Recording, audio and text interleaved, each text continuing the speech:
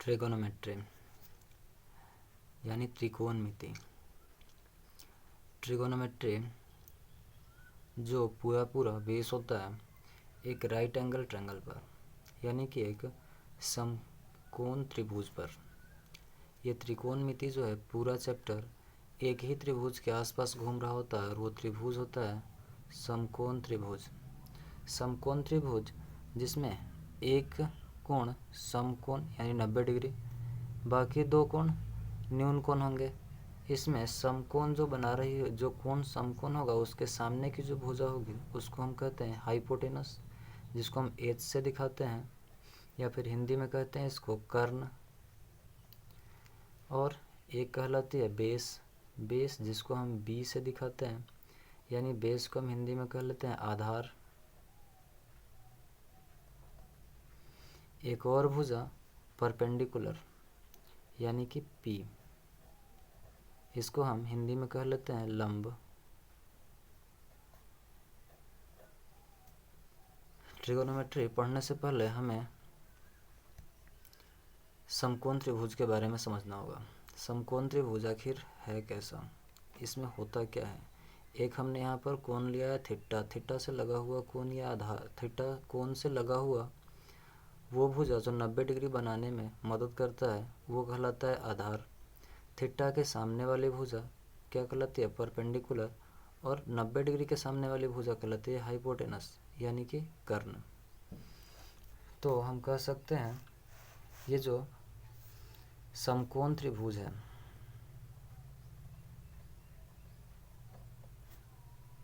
समकोण त्रिभुज, इसका हम नाम देते हैं ए बी सी। एक त्रिभुज समकोण त्रिभुज जिसका नाम हो गया ए बी और सी। ठीक है, अगर हम समकोण त्रिभुज ए बी सी में, समकोण त्रिभुज ए बी सी में थीटा एक कोण हो, थीटा अगर एक कोण हो तो क्या होगा।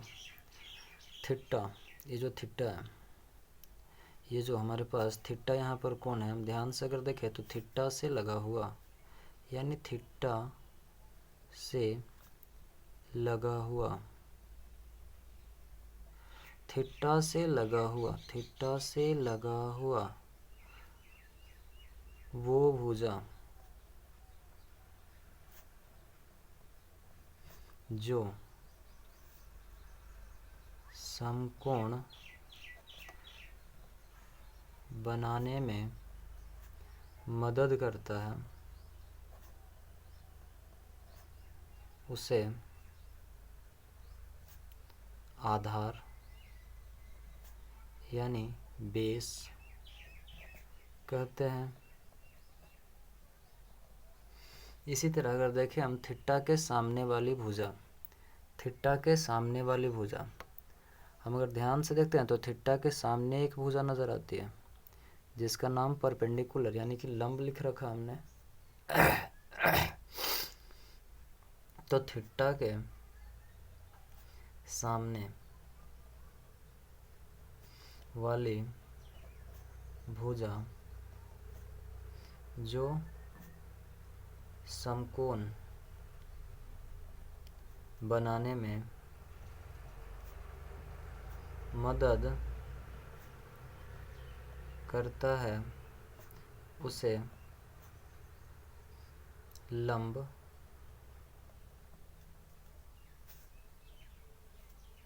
या परपेंडिकुलर कहते हैं।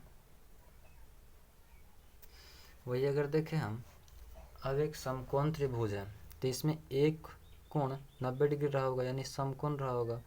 तो ये जो समकोण है, इस समकोण के सामने वाली भुजा जो होगी उसको हम क्या कहेंगे, तो समकोण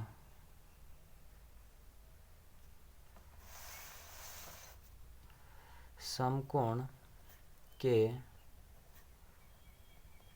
सामने वाले भुजा को क्या कहते हैं, तो कर्ण कहते हैं। कर्ण या हाइपोटेनस कहते हैं। हम अगर देखें तो कर्ण को किससे दिखाते हैं? कर्ण को एच से दिखाते हैं। लंब को किससे? तो पी से। और आधार को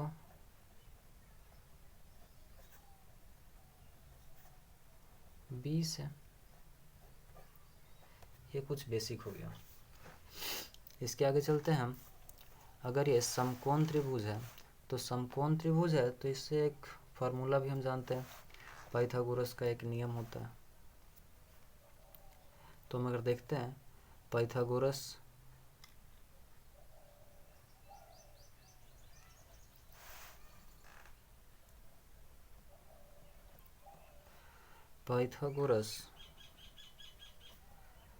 प्रमेय कुछ कहता है। किस प्रकार से कहता है? अगर हमारे पास ये त्रिभुज है, एक समकोण त्रिभुज, तो इसमें जो 90 डिग्री है ये थीटा, ये क्या है? हाइपोटेनस यानी एच, ये क्या है? तो बी है, ये क्या है? पी है। तो हमें इसमें पता है कि ये जो एच है ये किसके बराबर होगा? एच का वर्ग। तो पी के वर्ग जोड़ बी के वर्ग के बराबर, यानी कि यहाँ से हम कह सकते हैं जो एच का वर्ग है वो पी के वर्ग और बी के वर्ग के बराबर है। या फिर हम कह सकते हैं एच जो है वो किसके बराबर है? तो रूट अंडर पी स्क्वायर जोड़ बी स्क्वायर के बराबर। या हम कह सकते हैं इससे, अगर यहाँ से हम इसमें से लिखना चाहे तो हम लिख सकते हैं पी स्क्वायर बराबर h square minus b square. या फिर लिख सकते हैं पी बराबर क्या लिख सकते हैं? तो root under h square minus b square. इस तरह से अगर हम चाहें तो लिख सकते हैं बी बराबर बी स्क्वायर बराबर क्या होगा? तो एच स्क्वायर, बी स्क्वायर बराबर तो h square minus p square. या फिर बी बराबर root under h square minus p square. इस तरह से हो सकता है। इतनी चीज़ें याद रखनी है, आगे काम आने वाला है, आगे इसकी ज़रूरत पड़ने वाली है। ये तीनों याद रखने हैं। किस तरह से हो रहा है ये तीनों याद रखना है, इसमें किस तरह से हो रहा है।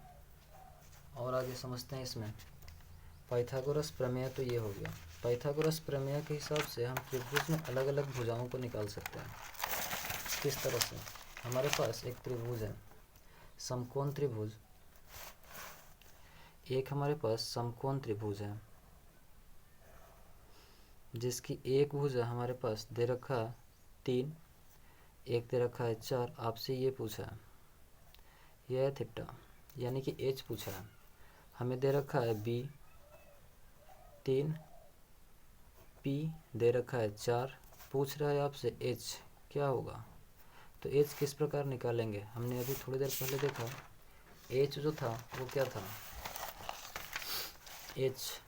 एच जो था वो किसके बराबर था? तो root under p square plus b square के बराबर। तो इसी पर हम उसको लिखते हैं। तो एच बराबर हम क्या लिख सकते हैं? रूट अंडर पी स्क्वायर जोड़ बी स्क्वायर करते हैं तो क्या होता है? पी का मान हमें पता है कितना? 4, यानी 4 का वर्ग जोड़ बी का वर्ग, बी का मान पता है 3, तो 3 का वर्ग कितना आएगा? हम अगर देखते हैं तो एच का मान जो आएगा रूट अंडर 16, 4 का वर्ग 16, 3 का वर्ग 9। अगर करते हैं तो रूट अंडर आता है कितना? 25, और इस 25 का मान कितना होता है? 5। स्क्वायर रूट ऑफ 25 यानी कि 25 किसका वर्गमूल? 25 का वर्गमूल क्या होगा? तो 5 होगा। तो एच का मान क्या आया? 5 आया। इस प्रकार बहुत सारे होते हैं, जैसे कि ये बना 3, 4 और 5। ये बना कितना? 3, 4, 5, जिसमें 5 जो है सबसे बड़ी भुजा है। 5 क्या है? सबसे बड़ी भुजा, सबसे बड़ी भुजा, जिसे हम कहते क्या हैं? जिसे कर्ण कहा जाता है, जिसे कर्ण कहा जाता है। सबसे बड़ी भुजा हमारे पास क्या हो गई, कर्ण। 3, 4, 5 में इस तरह से बहुत सारे होते हैं। हम लिख सकते हैं 3, 4, 5 एक हो गया। हम लिख सकते हैं 5, 12, 13 लिख सकते हैं। और लिख सकते हैं 7, 24, 25। और लिख सकते हैं 8, 15, 17। हो सकता है 9, 40, 41। हो सकता है 11, 60, 61।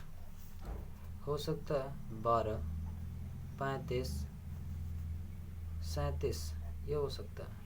इस तरह से कई सारे हो सकते हैं। ये सारे जो है इन सबको हम क्या कहते हैं, ये जो 3, 3 का हमारे पास एक ट्रिपलेट बन रहा है, ये बन कर रहा है तो एक ट्रिपलेट बन रहा है। ये सारे बन रहे हैं ट्रिपलेट। ट्रिपलेट्स किस प्रकार के ट्रिपलेट्स, एक फार्मूला पर ही बनता है। किस फार्मूला पर बना, तो पाइथागोरस प्रमेय पर बना। यानी कि इस त्रिक को यानी ट्रिपलेट को हम क्या कहेंगे,